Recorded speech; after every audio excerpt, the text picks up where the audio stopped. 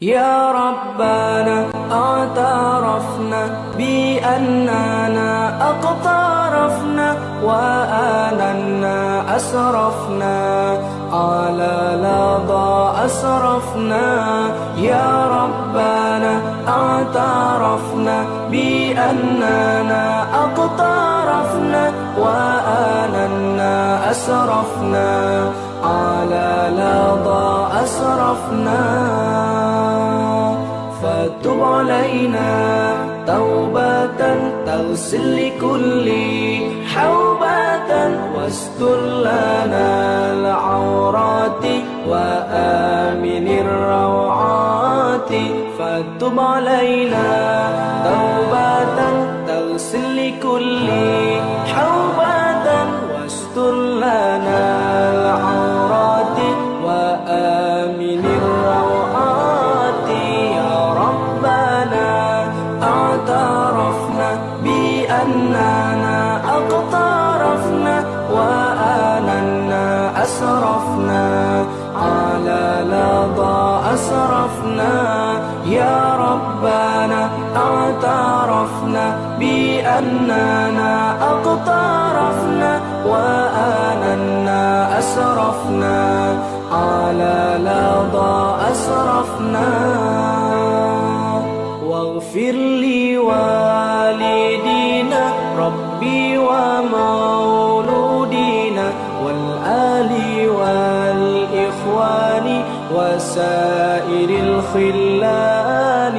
واغفر لوالدينا ربي ومولودينا والآل والإخوان وسائر الخلان.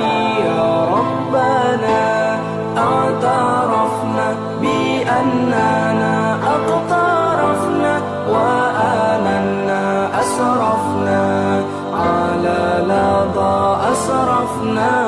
يا ربنا اعترفنا بأننا أقترفنا وآننا أسرفنا على لظى أسرفنا. فضلا وجودا منا لا باكتساب منا بالمصطفى الرسول نحظى بكل سول.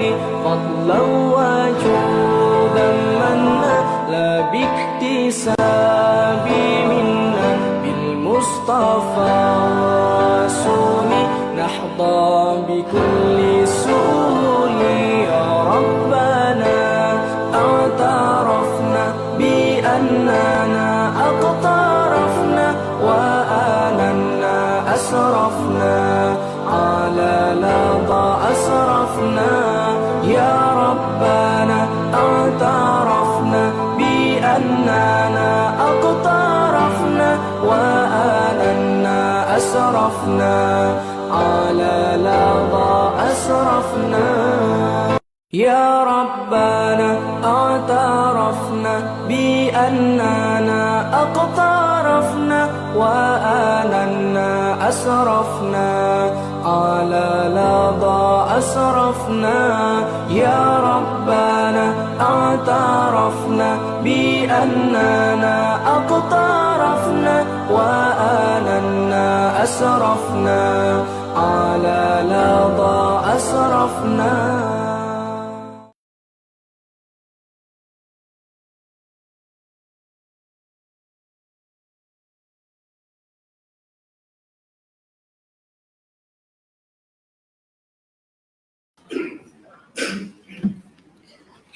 أعوذ بالله السميع العليم من الشيطان الرجيم.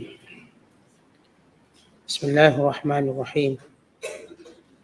ولقد آتينا داود منا فضلا يا جبال أوبي معه والطير وألنا له الحديد أن اعمل سابغات وقدر في السرد واعملوا صالحا إني بما تعملون بصير.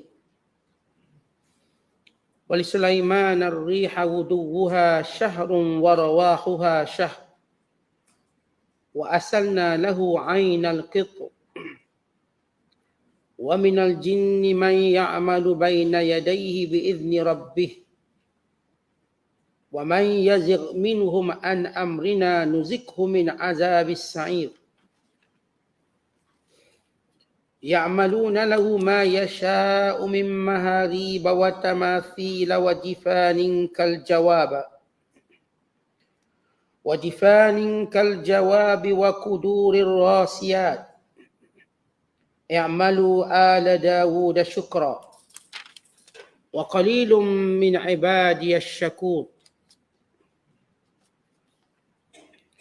فلما قضينا عليه الموت ما دلهم على موته إلا دابة الأرض تأكل من سأته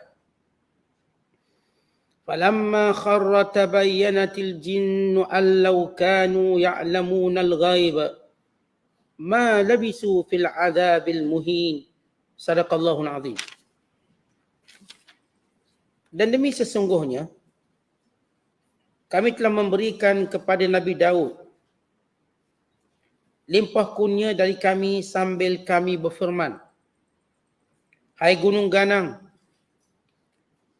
ulang-ulangilah mengucap tasbih bersama-sama dengan Nabi Daud. Dan wahai burung-burung, bertasbihlah bersama-sama dengannya. Dan kami juga telah melembutkan besi baginya. Serta kami wahyukan kepadanya, buatlah baju-baju besi yang luas labuh dan sempurnakanlah jalinannya sekadar yang dikehendaki. Dan kerjakanlah kamu, wahai Daud, dan umatmu amal-amal yang soleh. Sesungguhnya aku maha melihat akan segala yang kamu kerjakan. Dan kami kurniakan kepada Nabi Sulaiman kuasa menggunakan angin untuk perjalanannya. Sepagi perjalanannya adalah menyamai perjalanan biasa sebulan. Dan sepetang perjalanannya adalah menyamai perjalanan biasa sebulan. Dan kami alirkan baginya mata air dari tembaga. Dan kami mudahkan sebahagian dari jin untuk bekerja di hadapannya dengan izin Tuhannya. Dan sesiapa dari jin itu yang menyeleweng dari perintah kami, kami akan merasakannya pukulan dari azab api neraka. Golongan jin itu membuat untuk Nabi Sulaiman apa yang dikehendaki dari bangunan-bangunan yang tinggi dan patung-patung dan pinggang-pinggang hidangan yang besar seperti kolam, serta periuk-periuk besar yang tetap di atas tungkunya. Setelah itu kami perintahkan, beramalah kamu, wahai keluarga Daud, untuk bersyukur.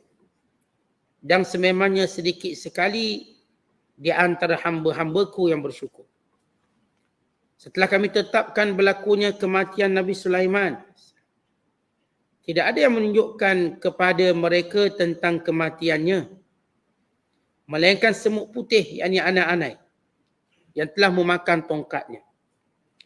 Maka apabila ia tumbang, ternyatalah pada golongan jin itu bahawa kalaulah mereka sedia mengetahui perkara yang lain, saya mereka tidak tinggal sedemikian lamanya dalam azab kerja berat yang menghina. Masih lagi kita berada dalam penafsiran surah Saba. Surah yang ke-34 pada juzuk yang ke-22, bermula ayat yang ke-10 sehingga ayat 14. Ayat-ayat yang kita bacakan ini menceritakan tentang nikmat-nikmat Allah Ta'ala kepada Nabi Allah Daud dan anaknya Nabi Allah Sulaiman alaihi wassalam. Kenapakah Allah membawa menceritakan tentang nikmat yang Allah berikan pada Daud dan Sulaiman alaihi wassalam? Kalau kita perhatikan pada ayat yang ke-9 yang kita bacakan semalam, bila kita menceritakan bahawa Allah Ta'ala berkuasa menimpakan azab kepada orang yang derhaka yang tak percaya hari kiamat dengan membenamkan mereka dalam bumi atau menggugurkan kepingan-kepingan langit yang akan menimpa mereka. Maka sesudah Allah memberi amaran yang keras kepada orang-orang yang menolak perintah dan tidak mau beriman kepada hari kiamat, maka Allah menyatakan bahawa semuanya itu menjadi pengajaran yang penting bagi setiap hamba yang sentiasa bertaubat. Maka pada ayat yang ke-10 hingga 14 Allah menceritakan contoh hamba Allah yang bertaubat. Yani hamba-hamba Allah yang sentiasa kembali pada Allah. Dalam mentaatinya, dalam mensyukurinya, dalam beriman kepadanya, dalam semua perkara. Maka Allah beri contoh kalau hamba itu beriman kepada Allah dengan sebenar-benar iman. Taat kepada Allah dengan sebenar-benar taat. Bahkan menjunjung perintah Allah tanpa ada keraguan sedikit pun. Dan sentiasa mengambil pengajaran dalam setiap perintah Allah dan hukum yang Allah Ta'ala turunkan kepada manusia. Maka mereka ini akan diberi nikmat sebagaimana nikmat yang diberikan kepada Nabi Allah Daud dan Sulaiman alaihissalam. Kedua-dua Nabi ini mempunyai pengaruh yang besar di sisi Bani Israel, yakni orang-orang Yahudi. Dan juga di sisi masyarakat Arab semuanya. Bahkan di sisi manusia umumnya. Umumnya mengenali Nabi Allah Daud dan Nabi Allah Sulaiman alaihissalam. Kerana kedua-dua Nabi ini diberikan oleh Allah kerajaan dan kenabian. Kekuasaan dan juga wahyu serta hikmah. Kedua-dua Nabi ini diberikan kuasa besar memerintah dunia. Bahkan Allah menjadikan makhluk-makhluk Allah yang lain tunduk kepadanya. Allah menyebut 3 mukjizat Nabi Daud, yakni keistimewaan yang Allah berikan, dan 3 mukjizat Nabi Allah Sulaiman. Adapun mukjizat Nabi Allah Daud alaihissalam yang pertama, Allah Ta'ala jadikan setiap kali Nabi Allah Daud bertasbih, yakni membaca kitab Zabur, maka seluruh makhluk, namanya gunung ganang, namanya burung, akan turut sama untuk bertasbih bersama dengan Nabi Allah Daud alaihissalam. Dan demikian juga Allah Ta'ala menjelaskan tentang antara keistimewaan ataupun mukjizat Nabi Allah Daud alaihissalam. Allah berikan kepada Nabi Allah Daud kemampuan untuk melembutkan besi. Sehingga besi itu dilembutkan, dibentuk seperti benang dibentuk. Artinya kalau Nabi Allah Daud nak buat baju besi, bila besi itu berada di tangan Nabi Allah Daud, Nabi Allah Daud tak perlukan api atau tukul untuk membentuk. Kalau kita tengok orang kalau nak bentuk besi, dia perlukan api dan tukul. Dia akan bakar besi tadi, kemudian dia akan ketuk dengan tukul ikut bentuk dia nak. Ini memang dua benda penting bagi semua tukang-tukang besi. Tapi Nabi Allah Daud alaihissalam dengan menggunakan tangan saja. Dengan guna tangan, maka besi itu dibentuk seperti seorang memegang benang dan membentuk menyulang benang. Dan mukjizat Nabi Allah Daud yang ketiga. Yang pertama, Allah jadikan bila Nabi Allah Daud bertasbih, membaca kitab Zabur, maka semua burung akan turut sama. Dan yang kedua ialah besi yang lembut, dan yang ketiga, atau boleh juga kita sebut yang kedua, besi itu ketiga, iaitu gunung ganang turut bertasbih dengan Nabi Allah Daud. Pertama burung bertasbih dengan Nabi Allah Daud. Yang kedua gunung ganang bertasbih dengan Nabi Allah Daud. Yang ketiga besi menjadi lembut di tangan Nabi Allah Daud. Dan Allah menceritakan 3 mukjizat Nabi Allah Sulaiman. Mukjizat yang pertama yang Allah berikan kepada Nabi Allah Sulaiman, angin yang menjadi kenderaan Nabi Allah Sulaiman.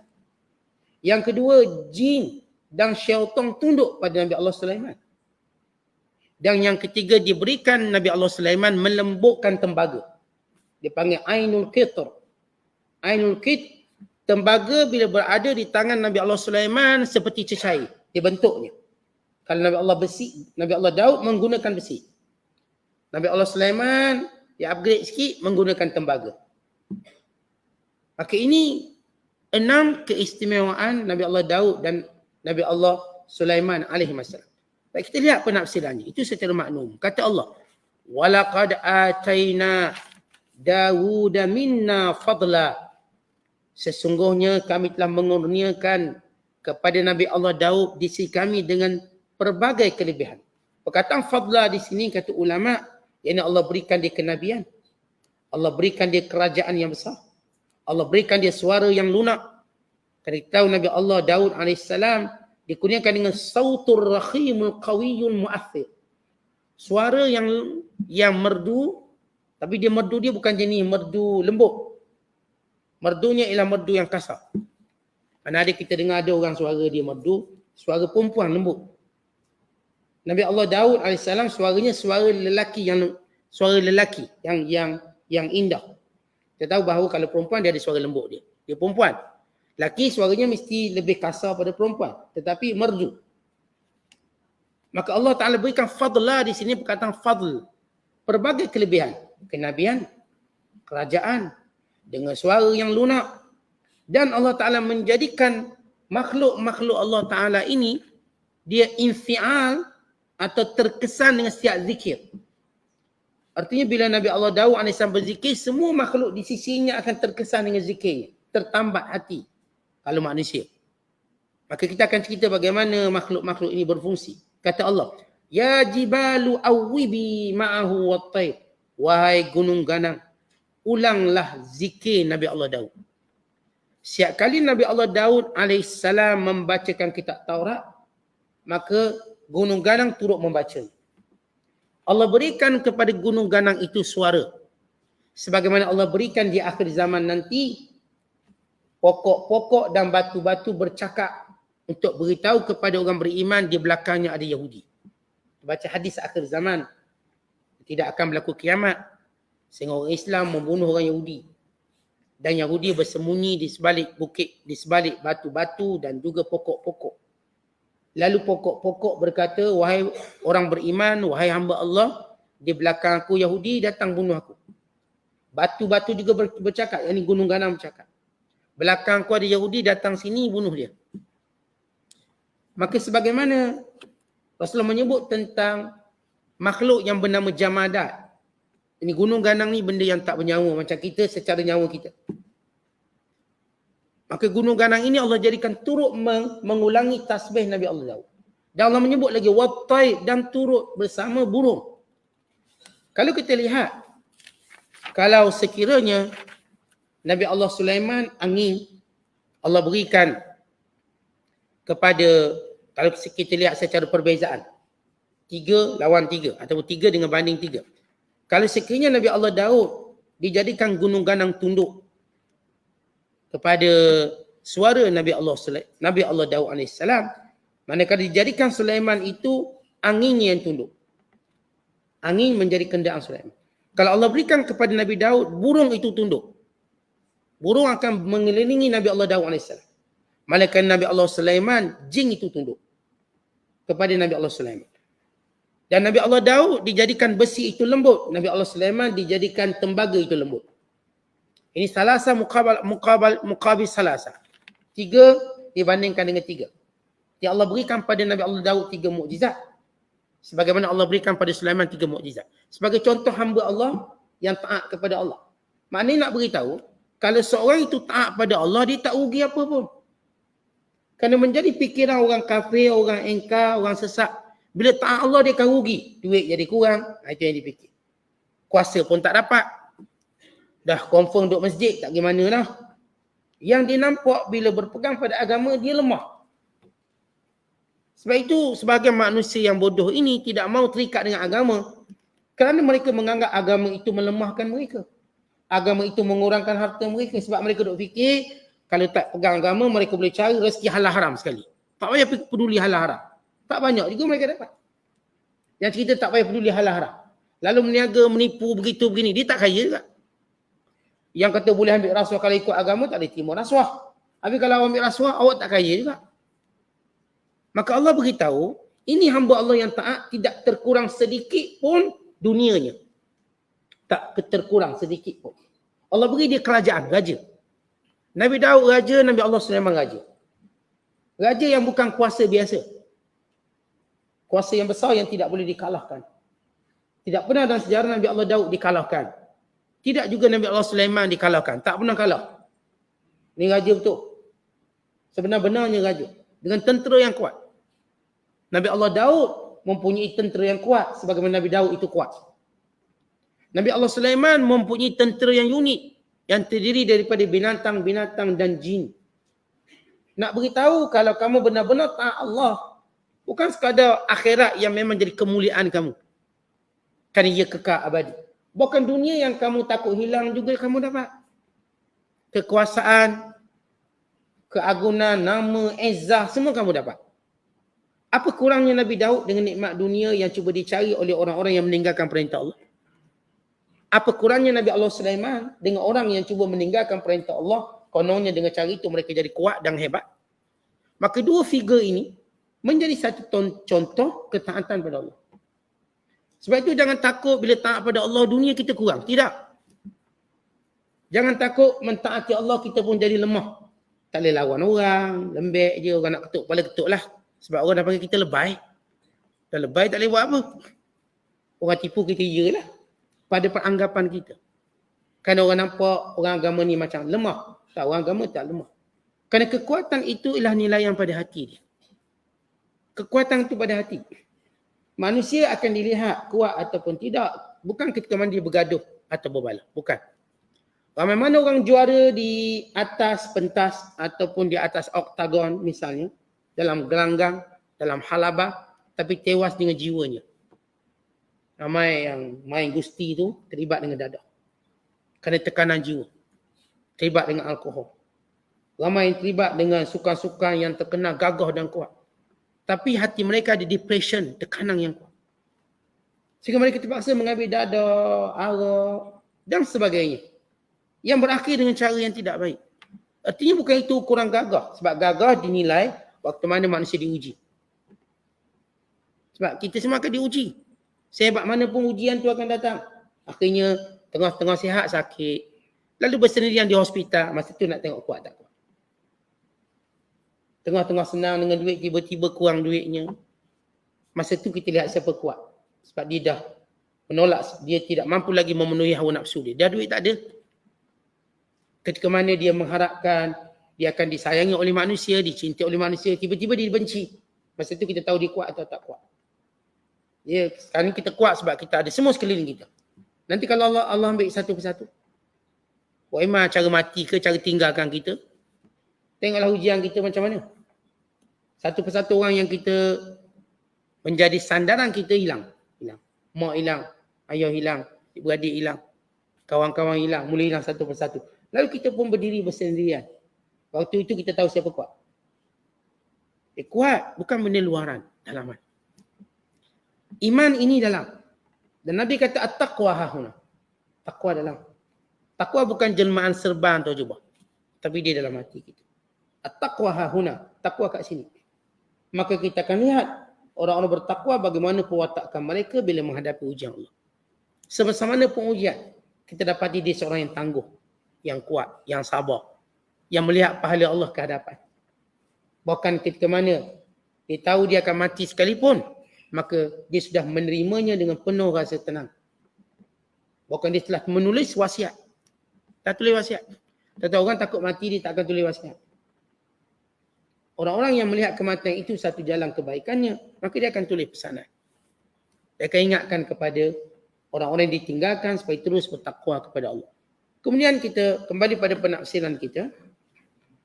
Allah menyebut wa'alanna lahul hadid, dan kami lembutkan kepada Daud akan segala besi. Ani'mal sabiratin wa qaddir fis-sab. Maka terpulang pada kamu wahai Daud untuk menjadikan baju besi itu labuh atau baju besi itu singkat. Dahulu baju besi dibina dengan keadaan berat. Baju besi itu orang buat tapi beratlah. Dia nak berjalan dah macam robot. Maka kata Imam Qatadah, kanatid duru' qablahu safa'ih thiqala. Dahulu baju besi merupakan kepingan besi yang mereka lekat kat badan. Dulu sebut baju besi cuma kepingan besi safa'ih mereka letak kat badan mereka. Macam kita katakan letak penyangga je depan. Bentuk mula-mula dahulu. Falidzalika, dan selepas Allah memerintahkan Nabi Allah Daud AS. Allah lembutkan kepada Nabi Allah Daud besi untuk dibentuk sebagaimana tali dianyam. Maka Nabi Allah Daud mula mencipta baju besi yang paling ringan. Mudah dipakai oleh para tentera. Dan mengikut sengkat dan labuhnya berdasarkan kebijaksanaan Nabi Allah Daud. Maka kerana itulah kalau kita melihat ayat ini, kita ni bukan sekadar kena cemerlang dalam hal akhirat yang menjadi tuntutan utama. Kita juga kena cemerlang hal dunia. Ini Nabi Daud AS, seorang Nabi dan Rasul yang terkenal dengan ibadat dan ketaatan. Tetapi Nabi Allah Daud juga pakar dalam hal dunia. Bahkan dia pakar buat baju besi. Bukan dalam hadis disebut kita kalau bekerja satu pekerjaan, biar sampai jadi pakar. Innallaha yuhibbu idza amilal abdu an yutqinahu. Allah suka seorang hamba itu bila dia bekerja, dia menjadi teliti. Atau bahasa ini itqan atau pakar. Jangan kita bekerja lebih kurang. Kalau jadi cikgu, biar jadi cikgu pakar. Artinya kita reti, recap semua maudhu' tajuk ini dengan cara mudah. Akhirnya anak murid kita faham. Ni cikgu pakar pergi kelas buku pun tak bawa. Dia letak dalam kepala belakang. Dia tahu strategi. Kalau kita misalnya seorang pembancuh air, biar pakar bancuh air. Biar dalam masa sejam dapat 3 tong air. Ni 3 hari baru 1 tong. Lambat. Biar pakar. Kalau kita seorang tukang masak, biar pakar dalam masakan. Biar tahu masing-masing manis tahu. Jangan nama tukang masak sebut tak menjadi. Biar pakar. Allah suka orang pakar. Sebab tu kita lihat bila orang tu pakar, maka dia akan mendapat darjat dunia dia. Kita buat satu benda, biar memang pakar. Kalau tuan-tuan nak jadi mutawih, biar mutawih yang pakar. Ni pintu masjid pun sesat nak jadi mutawih. Macam mana? Biar pakar. Tahu tangga mana, tahu ikut mana. Itu belajar. Kerja apa pun kita, biar jadi pakar. Jangan jadi orang biasa-biasa. Kalau bahagian komputer, biar pakar. Kalau kita bahagian baiki telefon, biar pakar.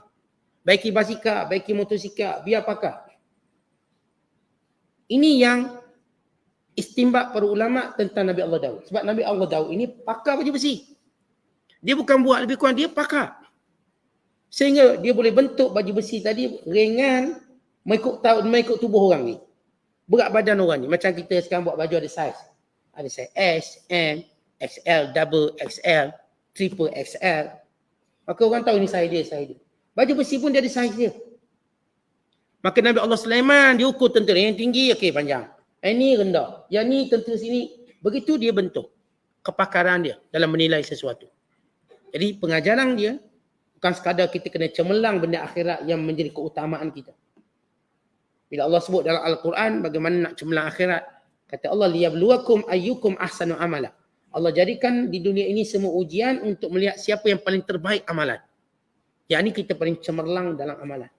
Dan dalam hal dunia pun sama.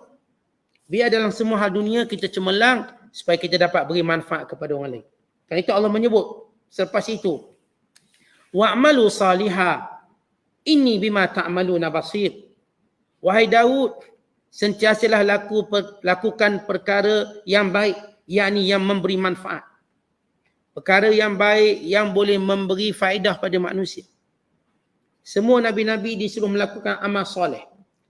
Amal soleh asas pertama ialah benda itu tidak melanggar perintah Allah. Maka ini disebut soleh. Dan asas kedua, perkara tadi memberi manfaat pada manusia. Bila kita buat benda-benda beri manfaat pada manusia, maka itu amal soleh. Kita kalau baca sejarah tamadun Islam, apa yang mereka buat? Mereka tinggalkan manfaat kepada manusia begitu banyak. Ulama-ulama dahulu, baik ulama fiqhnya, tafsirnya, ulama sainsnya, ulama perubatannya, semua mereka meninggalkan manfaat yang boleh dinikmati beratus tahun. Kita ambil contoh Imam Ibn Sina. Waktu dia mengarang kitab Al-Qanun fi Tibb yang menjadi muqarrar silibus di Eropah selama 300 tahun. Buku dia tu sampai 300 tahun jadi silibus. Mana ada buku sampai 100 tahun? Demikian orang Islam macam tu manfaat dia. Imam Zahrawi, pakar bedah.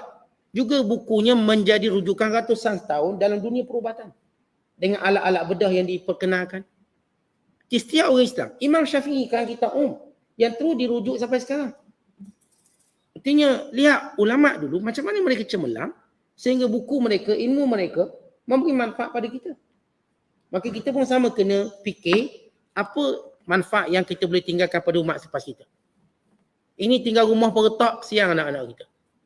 Biar tinggal rumah pun bagus, contohlah. Biarlah kalau kita tinggal sesuatu untuk anak-anak cucu kita, suatu benda yang dia boleh manfaat. Ni bunyi tinggal motor, tapi motor rosak, enjin tak ada. Anak-anak terpaksa fikir beban, kita tak nak. Sebab kita tak berfikir untuk tinggal benda bermanfaat. Tinggal tanah pula, dia ni tanah macam zoo. Anak dah pemalas, lagi dia tambahkan zoo tu.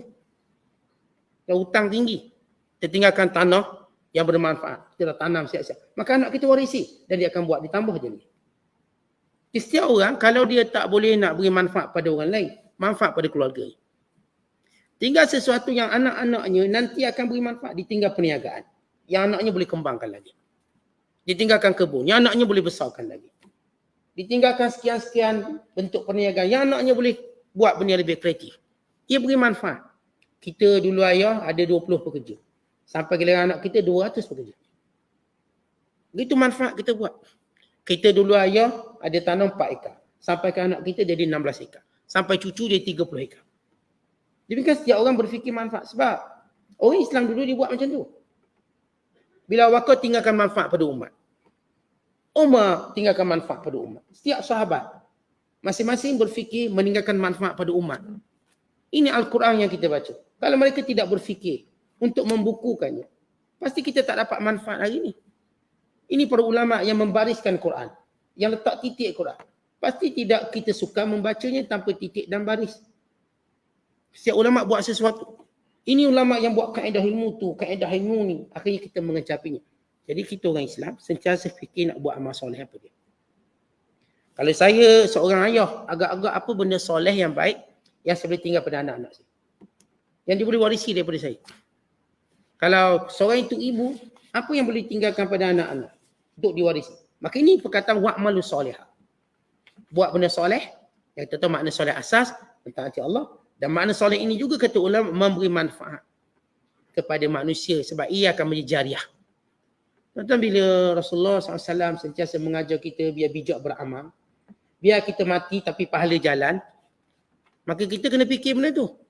Yang kita namakan sedekah jariah, yang kita namakan ilmu yang beri manfaat, yang kita namakan doa yang sentiasa bersambung, anak cucu kita dan seterusnya. Kita kena fikir apakah amalan, kalaupun kita mati, dia berjalan dan mengalih. Apa amalan dia? Jangan semua fikir masjid belaka. Semua buat masjid. Bukan itu yang patut kita buat. Kalau tidak, Rasulullah kat Madinah tu buat masjid je. Tidak. Masjid itu boleh pada masalah dia. Berapa orang nak guna. Sebab masjid asalnya kesatuan. Bukan pakat buat je biar banyak. Sebab nak menyatukan manusia. Memudahkan manusia berkumpul pada jarak yang jauh. Cuba kita orang Islam fikir apa agak-agak jariah kita nak buat. Tak kira ilmu ke, harta ke, atau apa sahaja yang menjadikan orang Islam dapat manfaat yang panjang. Dengan itu kita beruntung. Maka ini perkataan wa'malu soleh. Inni bima ta'maluna basir. Dan aku dengan setiap pekerjaan yang kamu lakukan itu melihat. Sesudah Allah menyebut tentang Daud AS. Allah beri contoh yang kedua. Iaitu hamba Allah yang sentiasa kembali padanya. Iaitu Nabi Allah Sulaiman. Wali Sulaiman ar-rih. Dan Nabi Allah Sulaiman, Allah berikan kepadanya angin. Uduha syahrun. Yang boleh bergerak di waktu pagi untuk satu jarak sebulan. Warawahuha syah. Dan di waktu petang untuk jarak sebulan. Maknanya Nabi Allah Sulaiman AS, kalau dia berjalan satu hari, seperti orang biasa berjalan 2 bulan. Kalau dia berjalan satu hari suntuk pagi dan petang, seperti orang biasa berjalan 2 bulan. Ya, betapa penting seorang bila dia nak cemerlang, masanya mesti digunakan dengan maksimal. Masa dia boleh digunakan banyak kerja berbanding orang biasa. Orang biasa mungkin masa sejam dia boleh termenung je. Misal kata. Orang-orang yang mulia, orang-orang soleh, dia kena fikir sejam, dia boleh baca buku, dia mungkin boleh masak, dia mungkin boleh kuliah, dia boleh belaka. Dalam 1 jam boleh buat 5-6 perkara bermanfaat. Kerana seorang bila Allah nak muliakan dia, Allah berkati masa dia. Sehingga masa dia singkat tapi dia boleh buat banyak.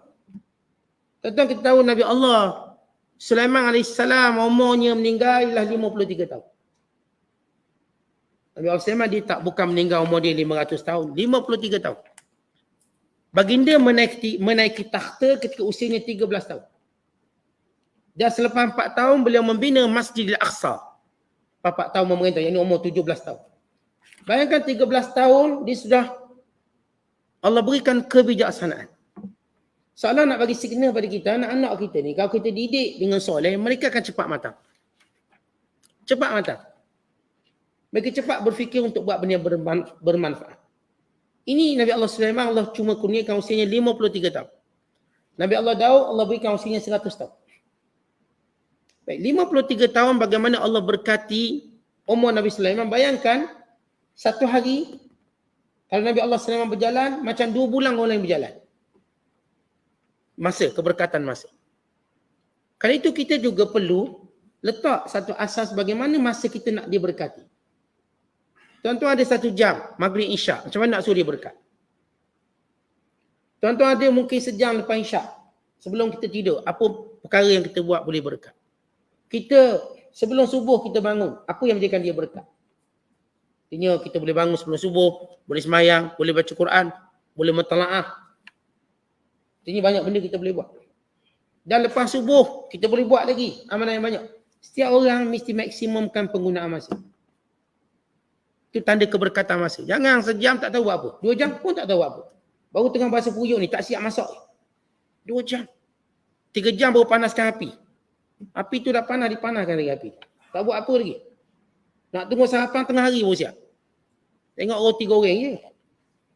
Dia buang masa. Artinya dia tak pandai hukum masa dia. Kalau orang lain dalam masa asar maghrib, 10 perkara dia boleh buat. Dia boleh cangkul, potong, upuk belah-belah. Maghrib, 10 benda dia buat. Tiba-tiba kita asar dengan maghrib. Satu perkara pun tak sempurna kita buat. Jadi kita kena ukur balik ni. Ini muhasabah untuk diri kita, bukan untuk kutuk orang lain. Muhasabah diri kita. Sentiasa cek masa kita boleh buat apa. Kerana orang-orang yang Allah Ta'ala angkat darjatnya, di antara keistimewaan kita peroleh daripada dia, masa dia cukup berguna. Dia boleh buat banyak. Kita jumpa ada orang yang boleh buat semua benda dalam satu masa.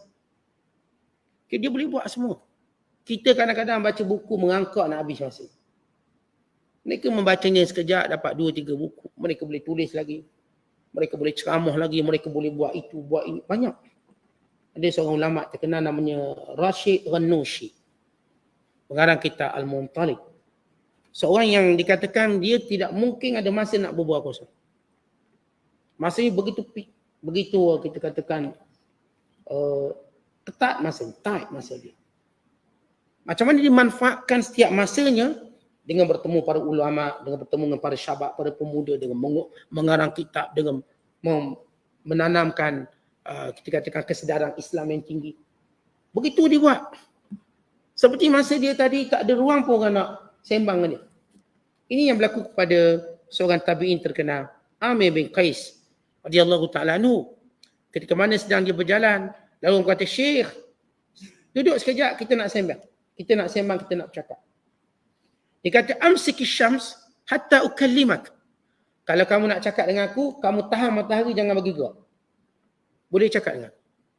Maksud tahan matahari, jangan bagi gerak. Masa aku ni penting. Setakat kamu nak sembang, nak tanya boleh. Nak sembang jangan. Begitu mereka ini Allah berkati masa. Maka kisah Sulaiman. Wali Sulaiman rih. Kita dah sebut dalam penafsiran surah An-Nam. Angin ini menjadi alat kepada Nabi Allah Sulaiman bergerak. Namun, Nabi Allah Sulaiman dia ambil satu busut atau satu permaidani besar. Dan permaidani tadi dia letakkan kursi dia. Yang ni aras hingga sana. Kemudian angin itu angkat permaidani. Bukan permaidani itu yang ajaib. Bukan zam-zam tu yang ajaib. Maksudnya bukan angin tu. Yang tu cuma alat. Yang kita sebut tika terbang. Tika tu tak terbang tanpa angin. Yang ajaibnya lah anginnya, bukan tikanya. Maka Nabi Allah Sulaiman dia ambil satu hamparan besar. Dia panggil busuk. Atau bahasa Melayu kita terjemah kapek. Disebut busuk. Kapek besar. Dan di situ dia letakkan singgah sana. Kadang-kadang dia bawa menterinya sekali. Naik sekali. Artinya dia punya hamparan permandani besar. Menteri-menteri dia semua duduk sekali. Dan angin tu mengangkat. dan menggerakkan dia. Umpama kita hari ni pesawat lah. Pesawat. Dengan jarak yang sebulan perjalanan, maka dia boleh satu pagi je. Satu petang. Kadang-kadang diriwayatkan dalam sirah, kisah penerbangan Nabi Allah Sulaiman. Kata Hasan al-Basri, kana yaghdu ala bisratihi min Dimashq. Adalah Nabi Allah Sulaiman berpagi-pagi di atas hamparan permaidaninya daripada Dimashq, fayanzilu bi istakh, lalu dia berhenti dekat Iran. Ya tagadda biha, dan dia makan tengah hari kat situ. Dia pagi dia bertolak daripada Damsyik. Dia pergi ke Istakhri. Istakhri ni kawasan di Iran. Daripada Syria pergi ke Iran. Makan tengah hari kat situ. Dia rehat sekejap, maka dia bergerak lagi. Daripada Iran pergi ke Kabul, Afghanistan. Dalam satu petang. Pergi. Kerana kerajaan Nabi Allah Sulaiman ni luas. Maka Sulaiman AS memantaunya daripada atas. Dia benda bila dah luar, hari ni orang pakai drone lah. Sama Nabi Allah Sulaiman, memang tengok atas. Kerajaannya yang besar, yang luas. Berbulan-bulan perjalanan. Kemudian kata Allah SWT sebab mencerita nikmat angin. Wa asalna lahu ainal qitr. Dan kami kurniakan kepada Sulaiman itu cairan tembaga. Dia lembut-lembutkannya untuk menjadikan pakaian.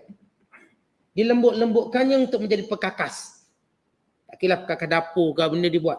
Sulaiman AS, Allah beri mukjizat itu. Wa minal jin, dan di kalangan jin. Baik, bila sebut di kalangan jin, bukan semua jin. Jin yang bekerja dengan Nabi Allah Sulaiman ialah jin kafir. Jin beriman tak. Hanya jin-jin kafir. Kenapa? Sebagai satu azab kepada jin kafir. Kalau kamu tidak mau beriman, kamu jadi hamba.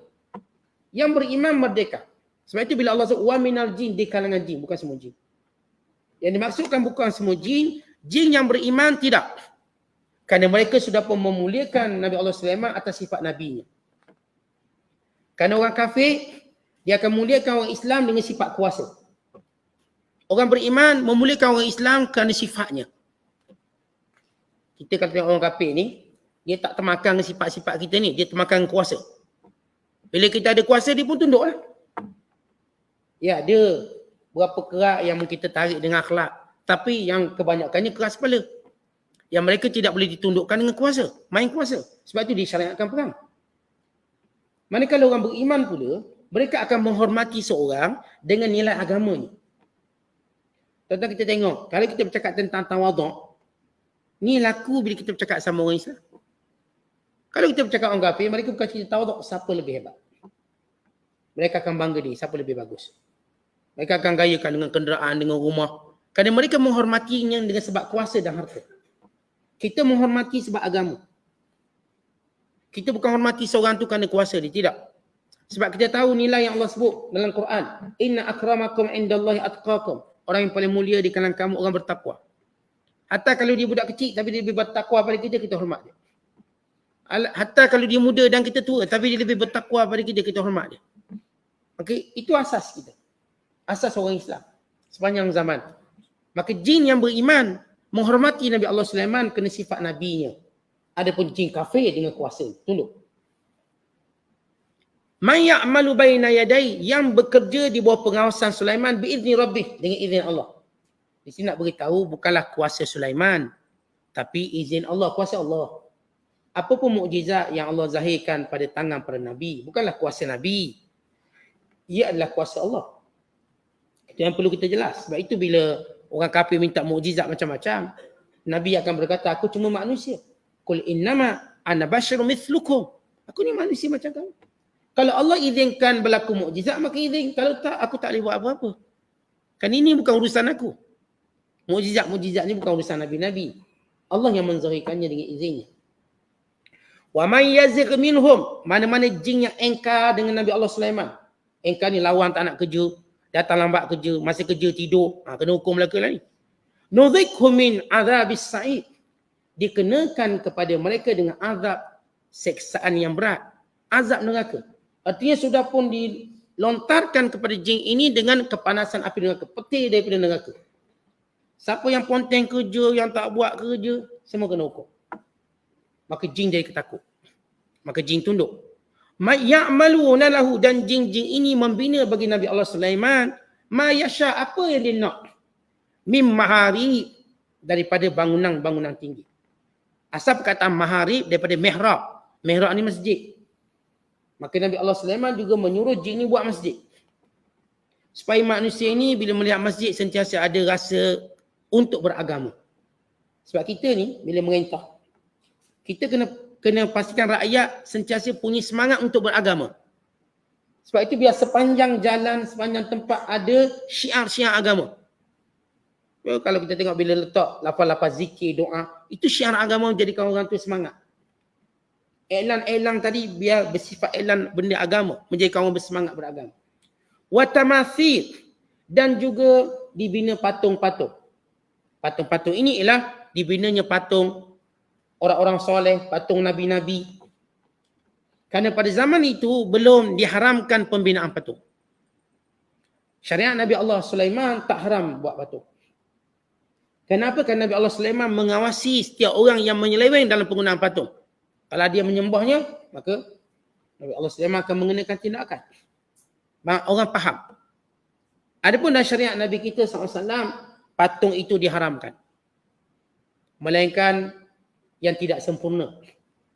Kalau patung tu kepala je tak ada badan, maka harus. Atau badan je tak ada kepala, maka harus. Kalau lengkap tak boleh.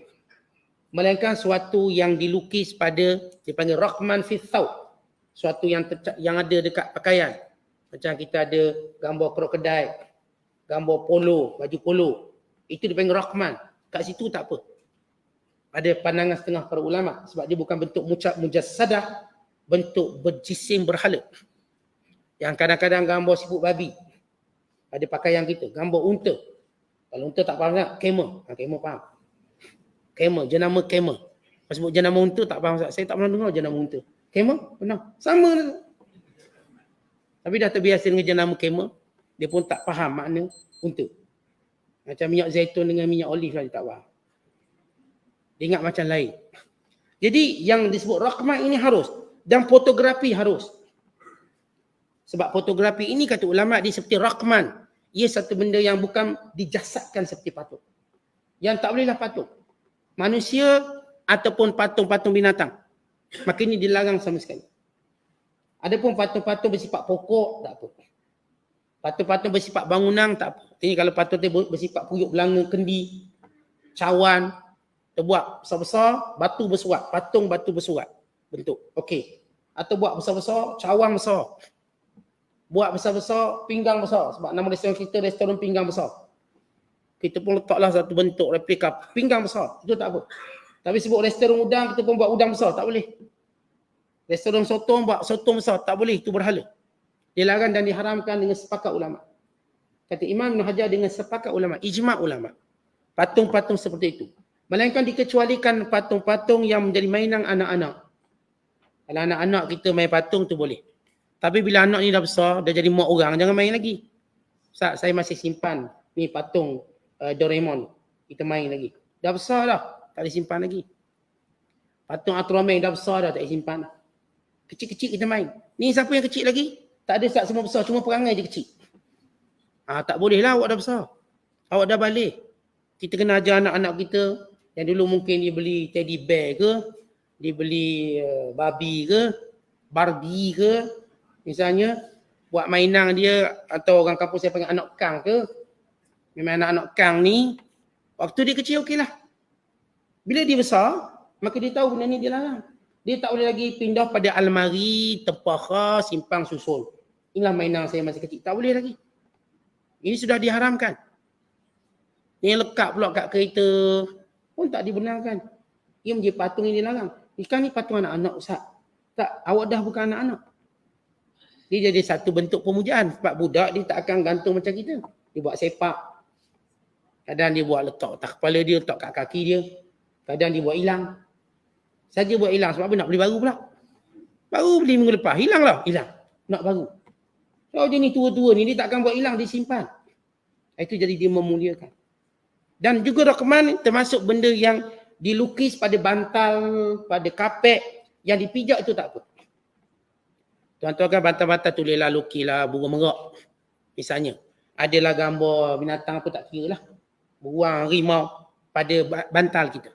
atau pada kain cadar kita, atau tempat kita pijak, atau kita sebut sebagai tempat pijak kaki lah, maka boleh.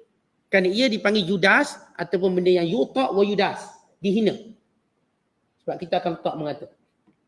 Maka benda ni dibenarkan oleh setengah para ulama'. Jadi kalau ada cadar, ada gambar ke, ataupun ada gambar sekian-sekian, maka itu dibenarkan. Yang memang sepakat ulama' ialah patung. Buatan patung yang sekiranya kita letak tengah panas, dia ada bayang. Kalau tuan-tuan yang gambar kat baju, tuan-tuan kat bayang, tuan-tuan duduk tengah panas, dia takkan ada bayang tu. Dia cuma nampak kita, dia ada bayang tu. Yang patung ni kalau kita letak tengah panas, dia ada bayang. Lahu dhillun. Itu di antara dawabik yang para ulama' sebut, apakah patung yang dilarang, dia punya bayang. Letak, kita ambil patung bangau, letak situ dia ada bayang. Tak boleh. Tak kira patung apa, patung kura-kura. Letak, ada bayang tak? Ada. Tak boleh. Maka sebagai bentuk patung, diharamkan sebab apa? Sadduz zara'i. Apa itu sadduz zara'i? Menutup pintu-pintu keberhalaan. Dan banyak hadis-hadis yang menyebut bahawa yang ada patung malaikat tak masuk. Kemudian wajifan. Jifan artinya pinggang-pinggang besar. Bentuk-bentuk pinggang mangkuk yang besar dan disebut dalam makna jifan.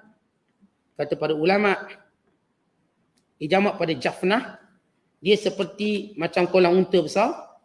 Nabi Allah Sulaiman ni dia ada satu, kalau kita sebut dulang lah, dia panggil qas'ah. Dulang besar yang boleh makan 1000 orang. Ini dipanggil jifan. Kita dulang kita 4 orang, tu pun bergebuk, bergaduh. Kecil. Ya, masing-masing semua heavyweight belaka berat. Nabi Allah Sulaiman dibuat satu jifan besar, umpama unta yang minum air dekat tempat dia. Yang boleh muatkan 1000 orang untuk makan. Dia besar. Ini semua jin buat. Maknanya di sini kita tahu jin ni dia pun boleh buat rumah. Jin pun boleh siang-siang. Kalau tuan-tuan kurang pekerja, boleh ambil pekerja jin. Kalau beranilah. Cuma para ulama menyatakan Nabi Allah Sulaiman dia menguasai jin. Adapun orang hari ni dia bukan menguasai jin, dia bela jin. Apa beza manusia hari ni yang bela jin dengan yang menguasai jin? Tok-tok bomo dia tak kuasai jin. Dia ada dipanggil MOU, perjanjian persefahaman. Dipanggil kerajaan perpaduan dengan jin. Dia boleh gaduh. Maksudnya jin ni sampai masa tak setuju dia, boleh makan dia. Boleh makan dia tu, bila orang tua-tua dia panggil jin makan tuan. Jin ni makan tuan.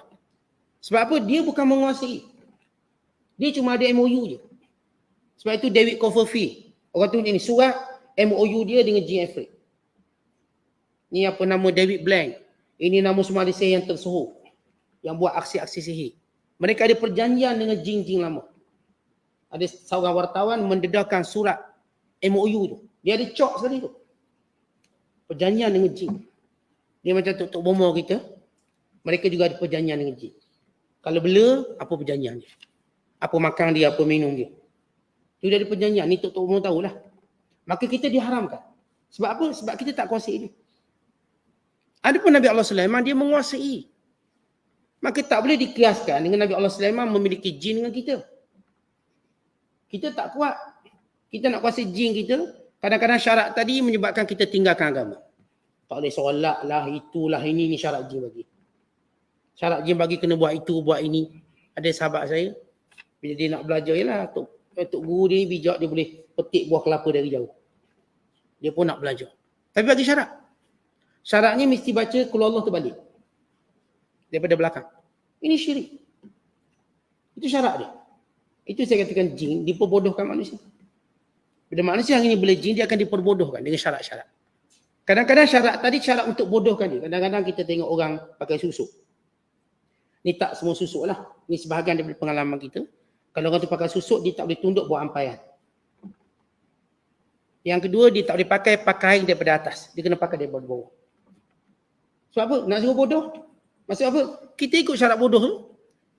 Apa masalah nak pakai atas bawah? Sebab tujuan jin nak bodohkan. Dia beri satu syarat sampai kita jadi bodoh. Kalau tanya alasannya apa? Kita pun tak tahu alasan apa. Kenapa tak boleh menyorok bawah ampaian? Kenapa tak boleh menyorok bawah ampaian? Dia tak boleh. Dia kalau ada susuk, dia menyorok bawah ampaian, dia tak menjadi susuk dia. Kita fikir logiknya kat mana? Logiknya tak boleh menyorok bawah tu. Atau syarat-syarat lain yang mereka letak. Sebab jin dia seronok bila dapat bodohkan orang.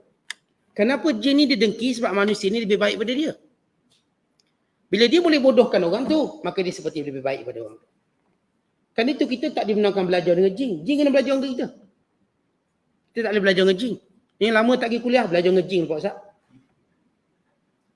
Tak, awak tak akan jadi pandai belajar dengan jin.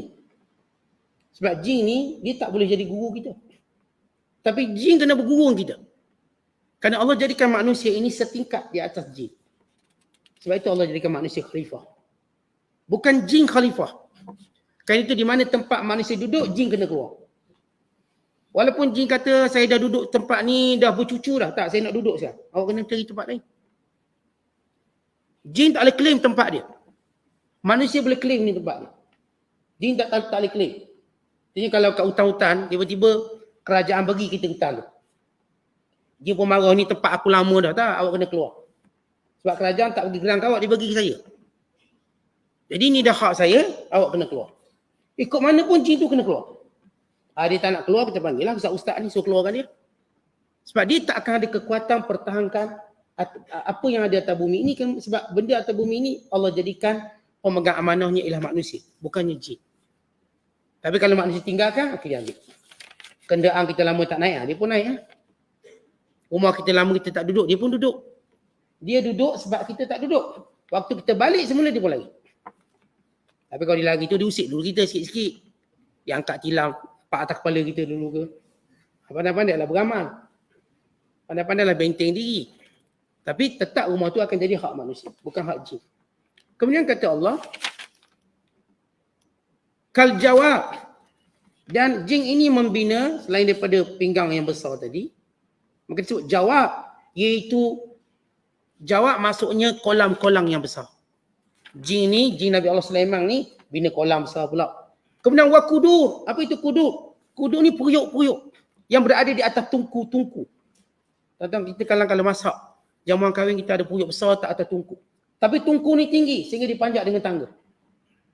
Sebab tidak, kalau Allah nak sebut tungku biasa yang kita masak kawah tu, tak guna Allah sebut dalam Quran. Pasti yang Allah sebut ni sebab dia lain pada lain. Sebab dia disebut wakudur rasiyat, kata Allah. Wakudurir rasiyat. Dan juga periuk-periuk yang berada pada tungku-tungku yang kukuh kakinya. Rasiyat, yang kukuh kakinya besar. Kita kan biasa tungku ada 4 kaki, ada 5 kaki, ada 6 kaki. Tungku tadi. Tapi tungku ni besar sehingga perlu dinaik dengan tangga. Dan kalau pinggang pun untuk 1000 orang makan, maka periuk ni mesti besar pada pinggang. Logiknya.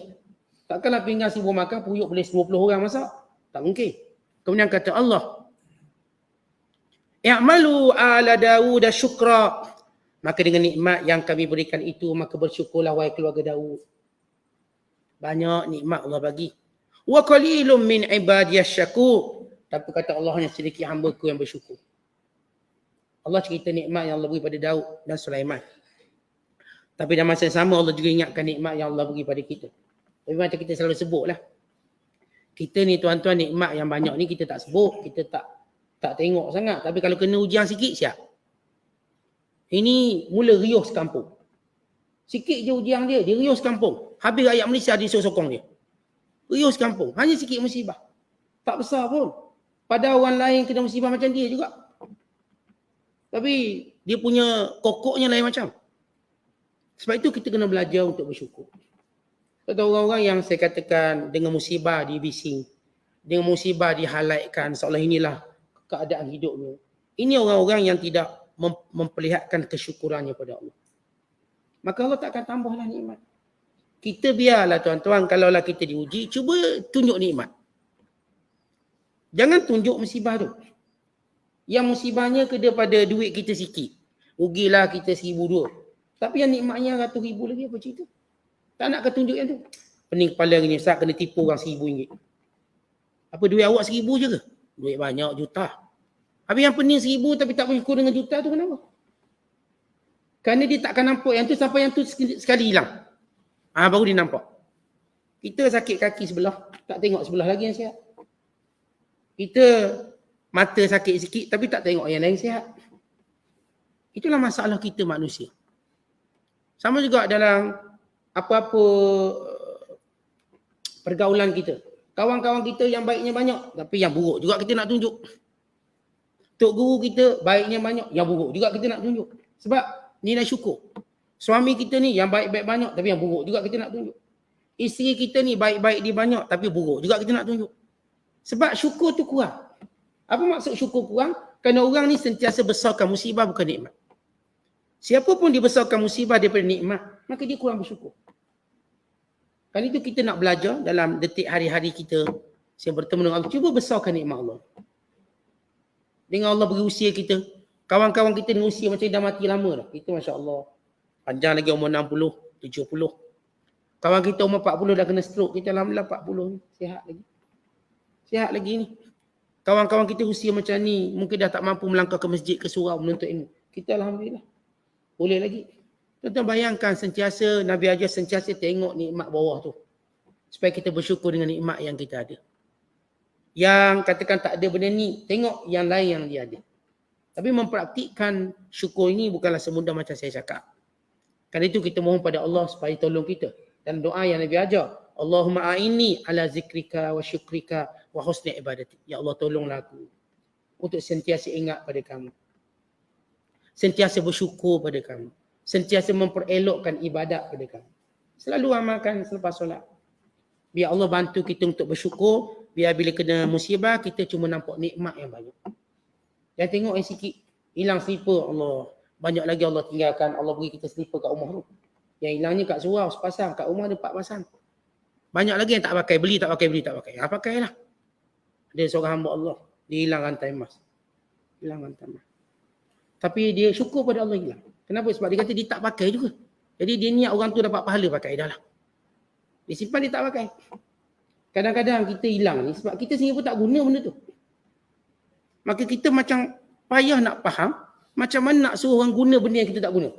Kita tetap simpan benda tu. Maka akhirnya dia hilang secara kita tak suka. Patutnya dia boleh hilang cara kita suka. Kita ada slipper lebih. Misal lebih slipper. Tak pakai. Kalau kita beri korang kan bagus dapat pahala. Tapi kita tak bagi duk simpan. Akhirnya orang pun ambil. Setiap benda. Bila benda tu diambil secara paksa pada kita. Kita dapat pahala juga bila sabar. Tapi lebih besar pahala bila kita beri dari awal. Tapi kebanyakan manusia dia lebih suka benda tu hilang secara paksa berbanding beri secara rela. Ada banyak saya katakan kita taklah menggunakannya, memanfaatkannya. Dapat kat kita masuk store. Akhirnya sampai masa dihilangkan benda tu. Ya kita juga dapat pahala sebab sabar. Tapi takkan sama dengan dapat pahala kerana kita sedekah. Sebab tu kita fikir balik, benda-benda tak guna. Ni Ustaz, emas ni banyak saya tak guna. Ustaz, berilah korang. Tak guna, tak pakai dah. Sayang pula. Awak pun dah tak pakai. Tangan pun tak berlarat nak angkat berat. Ni semua setengah kilo berat. Tak larat dah dia. Okey, beri korang. Kita kenderaan banyak Ustaz tak guna. Beri korang. Untuk kita tak rasa berat sangat, berilah ke adik-beradik yang tak ada kenderaan. Contoh. Dia nak beri orang yang mungkin tak ada hubungan kita agak berat. Beri adik-beradik kita. Yang agak perempuan mama banyak, berilah ni kan anak perempuan dia. Berilah ke kakak-kakak dia, kak ipar ni. Contoh. Bagaimana nikmat. Kalau kita tak beri secara rela, dia akan hilang secara paksa. Maka pilih untuk menjadi orang bersyukur. Dan kemudian kata Allah, falamma qadaina alaihi al-maut, dan bila sampai waktu kami tentukan kematian Nabi Allah Sulaiman, madallahum ala mauti, tidak ada petunjuk kepada kematiannya illa dabatul ard, melainkan anak-anai. Dabatul ard ialah anak-anai takulu min sa'atah, yang makan sedikit demi sedikit tongkat aja. Min sa'atah tongkat. Nabi Allah Sulaiman, bila mana jin tu buat kerja, Nabi Allah Sulaiman akan jaga. Maka dia akan berdiri sambil pegang tongkat, tengok. Dan jin ini dia tak perasan Nabi Allah Sulaiman dah mati setahun. Nabi Allah Sulaiman berdiri setahun dan Nabi Allah Sulaiman telah pun mati. Setahun. Jadi jin bila tengok Nabi Allah Sulaiman duduk, dia tak boleh berhenti. Tuan-tuan, kalau majikan kita berdiri tercegak depan kita, kita nak berhenti ke? Tak mungkin kita berhenti. Terus jin ni bekerja. Sampai penat ni, tak boleh rehat. Sulaiman tunggu. Allah menyeksa jin kerana jin mendakwa satu benda paling mungkar. Dia tahu benda gaib. Tok Momo, tanpa bantuan jin, dia tak boleh teka apa-apa. Jin mendakwa dia tahu benda gaib dan dia canangkan benda ni. Maka kematian Nabi Allah Sulaiman sebagai jawapan jin tak tahu perkara gaib. Kalau dia tahu perkara gaib, dia dah tahu Nabi Allah Sulaiman mati.